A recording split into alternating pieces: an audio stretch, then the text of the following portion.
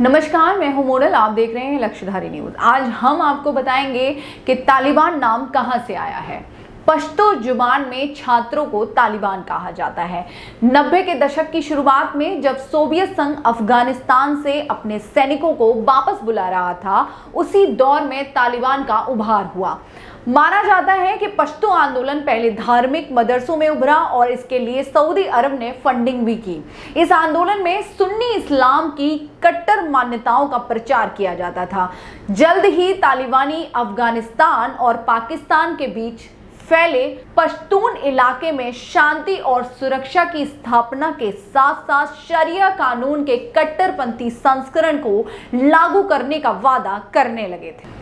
माना जाता है कि पश्तो आंदोलन पहले धार्मिक मदरसों में उभरा और इसके लिए सऊदी अरब ने फंडिंग की।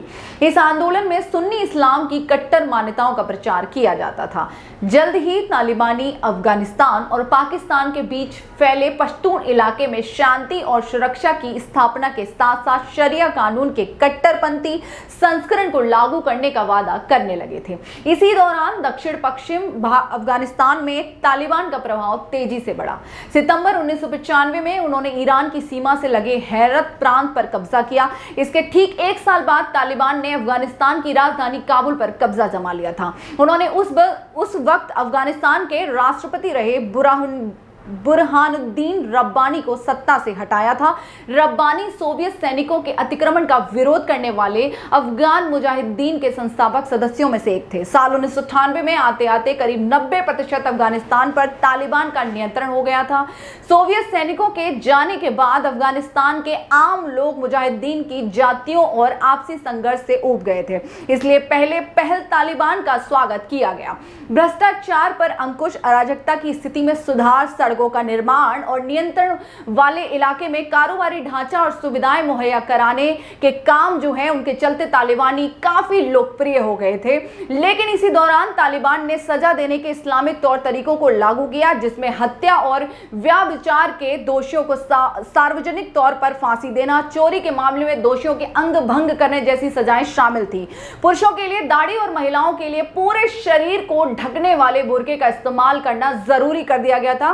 तालिबान ने टेलीविजन, संगीत और सिनेमा पर पाबंदी लगा दी थी और 10 साल और उससे अधिक उम्र की लड़कियों के स्कूल जाने पर उन्होंने रोक लगा दी थी। तालिबान पर मानवाधिकार के उल्लंघन और सांस्कृतिक दुर्व्यवहार से जुड़े कई आरोप लगने शुरू हो गए थे।